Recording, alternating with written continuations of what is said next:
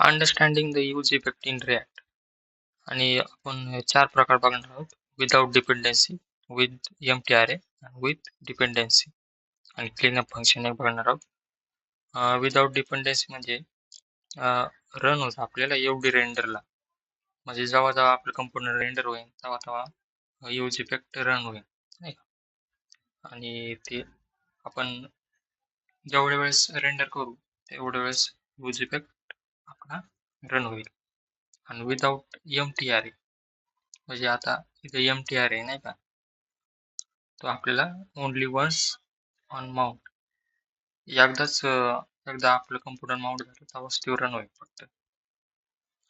With dependency म्हटलं sir, म्हणजे त्यात आपण एखादी व्हॅल्यू दिली काउंट वगैरे नाही का, मग तो आपल्याला जेव्हा जेव्हा व्हॅल्यू त्याची चेंज होईल, जेव्हा जेव्हा ती अपडेट होईल व्हॅल्यू, तेव्हा तेव्हा ते आपला यूज इफेक्ट रन होईल, नाही का. आणि क्लीनअप फंक्शन म्हणजे आपण इथं रिटर्न लावतो नाही का यूज इफेक्ट मध्येच, ते आपल्याला क्लीनअप करण्यासाठी टाइमर किंवा सबस्क्रिप्शन और इव्हेंट लिस्टनर असतं, ते आपल्याला क्लीन करण्यासाठी रिटर्न फंक्शनचा यूज केला जातो.